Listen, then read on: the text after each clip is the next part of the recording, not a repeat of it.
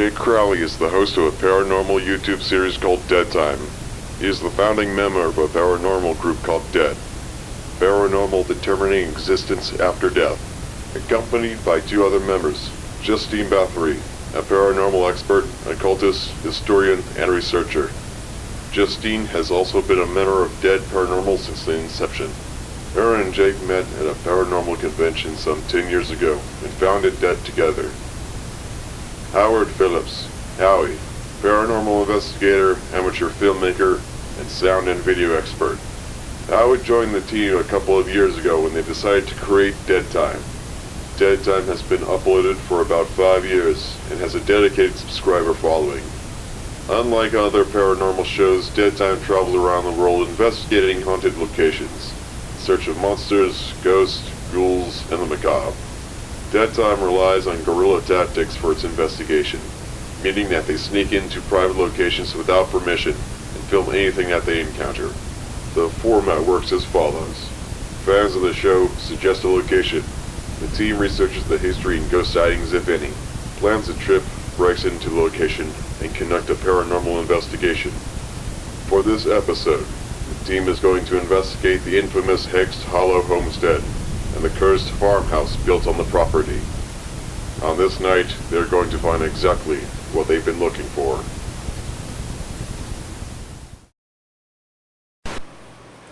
Alright guys, it's about 8:30 in the morning. We're about to get on the road and make our way to Elliston, Virginia.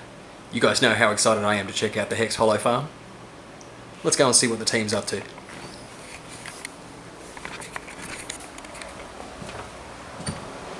Rise and shine, boys and girls! Wakey, wakey, hands off snakey! We're getting on the road! Hexed Hollow Farms, guys, come on, look alive! Look alive, you're funny.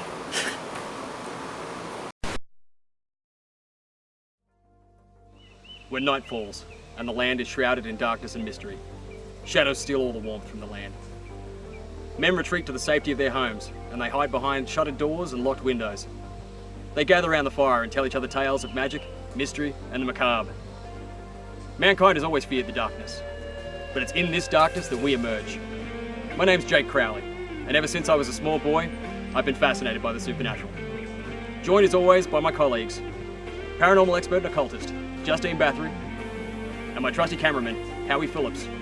We've journeyed all over the globe to determine existence after death.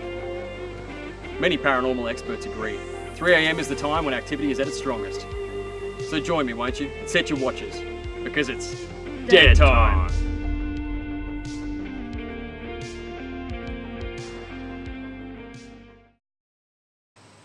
Cut. Wanna roll with that one, Jake? Yeah, man, that one sounded good. You know, we've still got a lot of ground to cover, and I think we're running out of daylight. Devil's Night monologue. That's a wrap. You know, you managed to only do that in 3 takes this time? That's gotta be a new record. I still can't believe you can say that with a straight face. You've gotta admit, it's pretty damn campy. It's not that campy. We gotta give the customers what they want. And they want the fearless ghost hunters running into the darkness. And on that note, speaking of ghosts, how far have we got till we get to this place? Let me look. It looks like we're roughly 30 minutes away. But I haven't seen civilization since we've left the interstate, and come to think of it, I don't think I've seen any cars since we've been down here. Do you think people actually live in these houses scattered around here? I hope we make it soon. We only have a couple hours of daylight left. I wonder if there's a chance of finding a bar around here, or a convenience store or something. I'd kill for a beer right now, or at least a cup of coffee. Sleeping in the car the last couple of nights was taking its toll. I think you're out of luck, brother. This is God's country out here. Besides, I brought you an extra tent. Howie's scared of all the bugs. I've seen him run down dark corridors, but he won't spend a single night in a tent. Bloody mosquitoes. I'd rather be bitten by a vampire than devoured by those little parasites. Seriously, what purpose do they serve?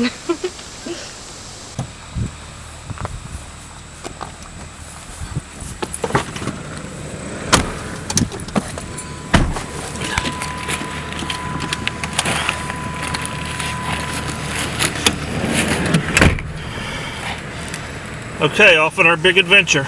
Alright. You guys haven't seen my shirt, have you? My good ghost hunting shirt? No. Alright, well, better turn up. Alright. Elliston, Virginia, here we come. We should be getting close in a few miles. Alright, boys and girls, looks like we're approaching.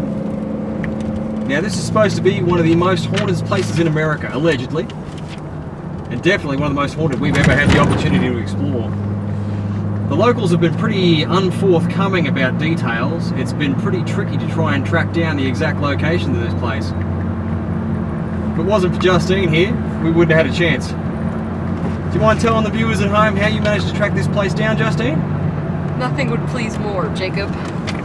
This property is located in Elliston, Virginia, and property records indicate that it was originally purchased in the 18th century. Local lore suggests that it was built by a cult so that they could form a community to practice religious freedom. But this isn't just any religion, Jacob. We're talking about witches. Witches? Yes, indeed, witches. Property records that I uncovered at the Montgomery County Courthouse have the original purchaser as the one Tulsi Meadows from Boston, Massachusetts. She was allegedly the leader of an all-female church back in Boston. Her mother was rumored to have been burned at the stake for practicing witchcraft. And Tulsi and the remaining members fled. There is no record for her for about 20 years, but she reappears in Stanton, Virginia in the late 1700s and purchases this property in the western Appalachian Territory. Now, there had been some rumours of dark goings-on in the woods out here. But apparently this Tulsi, she couldn't even shake her reputation as a witch, even after relocating, right? You are correct, my ghoulish friend. No records on note with the exception of a diary entry that I found in the local library written by the Confederate deserter from the Civil War. He claims that while hiking through the mountains in an attempt to stay off the roads, he wandered onto the old Meadows homestead. Actually, I have a diary report. I had skirted the edges of the fields for about a day. I was scared to cross the fence for fear that I may be captured. My grandpappy had told me tales as a youngin' of witches in these parts worshipping dark gods and sacrificing people on nights when the moon was dark. This was one of them nights. Off in the distance, up in the dark holler, I heard strange noises and chanting. So I followed the sounds and found a hideaway spot in the crevice of a rock overseeing the creek down there. That's when I seen them. There was about 13 women, stark, naked, and dancing. They were around a massive bonfire. They was screaming and giggling and carrying on as if they were drunk. After some time, they joined hands and began to speak in unison in a dialect that I could not comprehend. That's when I seen the most frightening sight that paled the battle at Antietam Creek in comparison. The flames rose to the treetops, and out of the fire climbed these people. At least they seemed to be people, but they moved jerky and fast-like. Their faces was twisted and their eyes was black. I felt a chill down my spine like someone had stepped across my grave. I ran out of them woods like the devil himself was chasing me. That's spooky. Spooky hell. That's freaking terrifying. That's just the proverbial icing on the cake. It gets stranger. Also, in a library archive, I found a newspaper clipping about a mysterious carnival that arrived by train in the October of 1919. And they set up on that berry farm. What's so strange about that? What's strange is that carnivals tend not to travel in the autumn. You're right. It's too cold. Correct. Traveling by rail around here can be a bit risky since it's cold, especially at night. What's super strange about this carnival, though, is that it arrived in the dead of the night. Now, there's other stories I've heard, some other stuff you told me. Wasn't there a shootout around here as well? Yes, sir. Flash forward to the late 70s. A certain family had purchased the property from the Meadows descendants and built their own house there. There was a series of grisly murders which led to a shootout with local police. All the members of the family are presumed dead, and more than 100 corpses were dug up around the house. And in fact, it says that there are still urban legends of folks wandering onto this property and disappearing. And this is where we're headed. Fantastic. Not headed, my friend. I think we're just about there. At our final destination. Interesting choice of words.